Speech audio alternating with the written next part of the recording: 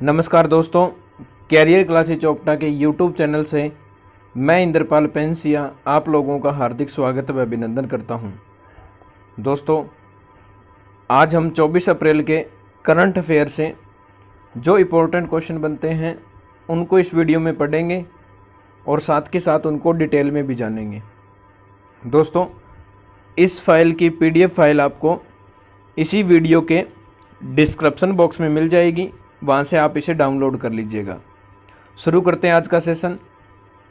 सबसे पहला पॉइंट है विश्व प्रेस स्वतंत्रता सूचकांक 2020 में भारत का स्थान कौन सा है।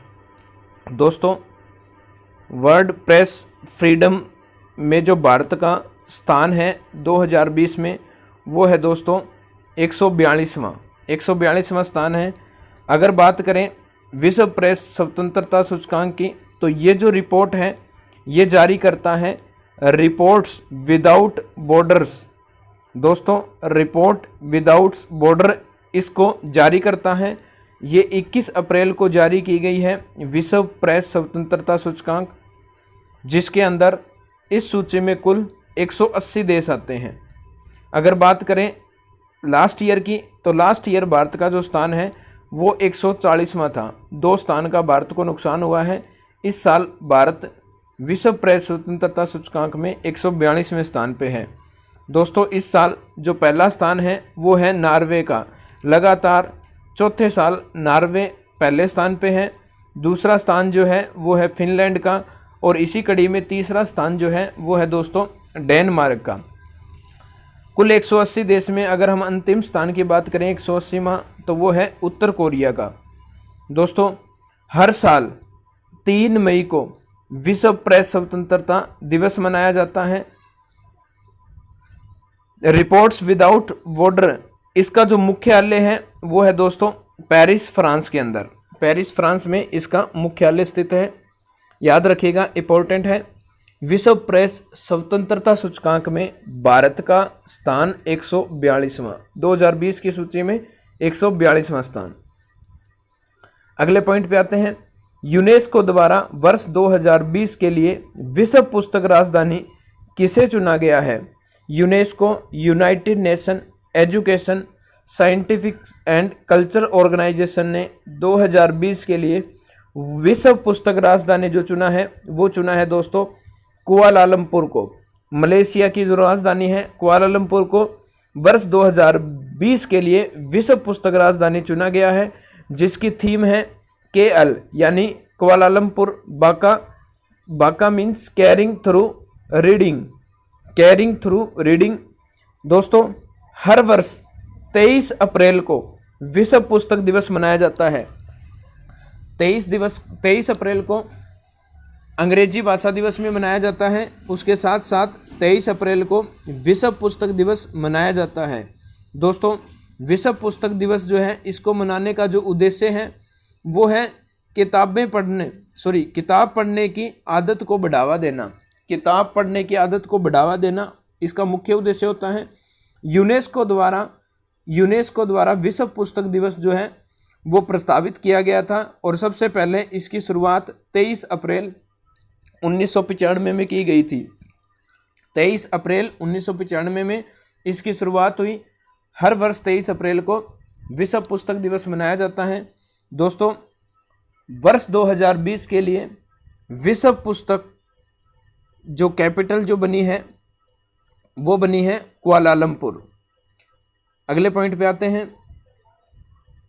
किस भारतीय खिलाड़ी को BWF ने IM बैडमिंटन अभियान का ब्रांड एम्बेसडर नियुक्त किया है। दोस्तों,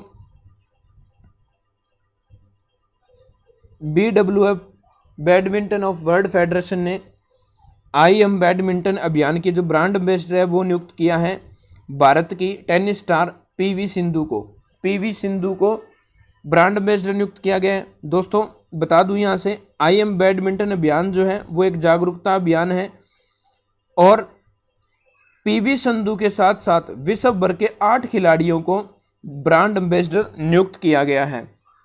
अगर हम PV सिंधु के बारे में थोड़ा डिटेल में जानें तो PV सिंधु का जो पूरा नाम है वो है दोस्तों पुसरला वेंकट सिंधु, इनका जो जन्म है वो हुआ है 5 जुलाई 1995 में। 5 जुलाई 1995 में इनका जन्म हैदराबाद आंध्र प्रदेश में हुआ, लेकिन प्रेजेंट में हैदराबाद तेलंगाना का पार्ट है। दोस्तों इनके जो कोच हैं वो हैं पुलेला गोपीचंद, और पीवी सिंधु के नाम जो एक बड़ा रिकॉर्ड, बड़ी उपलब्धि इनके नाम दर्ज है वो है दोस्तों 2016 का रियो ओलंपिक्स, जिसके अंदर इन्होंने भारत को कांस्य पदक दिलाया था। और कांस्य पदक जीतने वाली 2016 के रियो ओलंपिक की ये एकमात्र भारतीय थी। 2 मेडल रियो ओलंपिक में भारत की झोली में आए थे, जिसमें एक कांस्य पदक था और दूसरा रजत पदक था। दोस्तों वो जीता था साक्षी मलिक ने।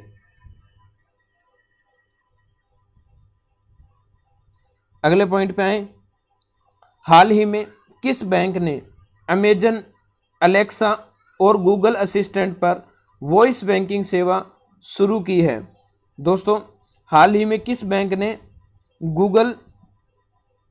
अमेजन अलेक्सा और गूगल असिस्टेंट पर वॉइस बैंकिंग जो शुरू की गई है वो की गई है ICICI बैंक द्वारा ये बैंकिंग सेवा शुरू की गई है। अगर हम डिटेल में ICICI बैंक को पढ़ें तो इसकी जो स्थापना है वो हुई है 5 जनवरी 1994 में, और इस बैंक का जो मुख्यालय है वो है दोस्तों मुंबई महाराष्ट्र में। भारत का ये सबसे बड़ा प्राइवेट बैंक है, सबसे बड़ा प्राइवेट बैंक है दोस्तों भारत का ICICI, जिसकी नंबर ऑफ ब्रांचेज की बात करें तो सबसे ज़्यादा ब्रांच भारत में प्राइवेट बैंक की है ICICI की, और साथ में विदेश में भी सबसे ज़्यादा भारतीय प्राइवेट की बैंक की शाखा इसी बैंक की है। दोस्तों वर्तमान में जो इसके चेयरमैन हैं वो है दोस्तों गिरीश चंद्र चतुर्वेदी, और जो इसके CEO हैं वो है संदीप बख्शी। दोस्तों इस बैंक की जो टैगलाइन है वो है हम है ना और ख्याल आपका, हम है ना और ख्याल आपका, ये 2 टैगलाइन इस बैंक की है। अगले पॉइंट पे आते हैं, भारत की सबसे बड़ी IT कंपनी TCS किस देश का पहला पूर्ण डिजिटल बैंक लॉन्च करेगी? दोस्तों भारत की सबसे बड़ी कंपनी TCS IT सेक्टर की सबसे बड़ी कंपनी जो कि पूर्ण डिजिटल बैंक लॉन्च करेगी तो वो करेगी इजराइल देश का डिजिटल बैंक लॉन्च करेगी TCS। दोस्तों इजरायली जो वित्त मंत्रालय है और उनकी जो बैंकिंग सेवा ब्यूरो है, उन्होंने निर्माण करने का जो कार्य है उसके लिए TCS को चुना है। भारतीय IT सेक्टर की सबसे बड़ी कंपनी TCS को चुना है, और इस सेवा की जो शुरुआत है वो 2021 में होगी। इस पहल को वित्तीय सेवा क्षेत्र में प्रतिस्पर्धा को बढ़ावा देने के रूप में देखा जा सकता है।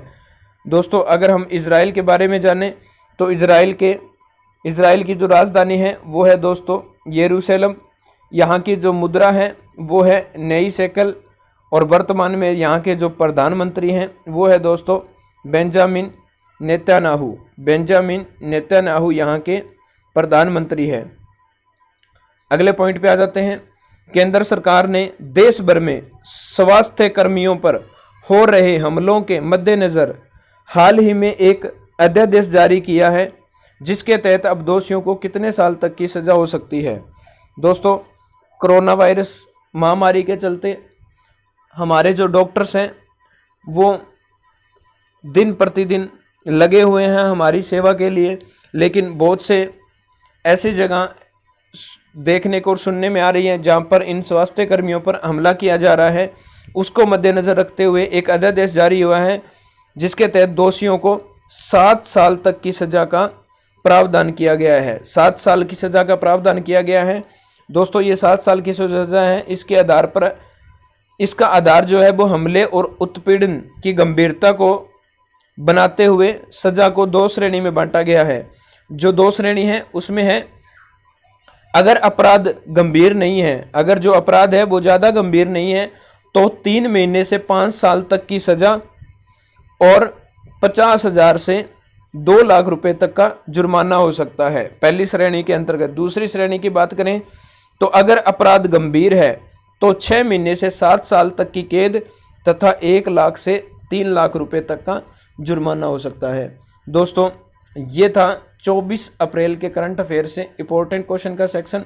उम्मीद करूंगा ये वीडियो आपको पसंद आई है। बहुत बहुत धन्यवाद।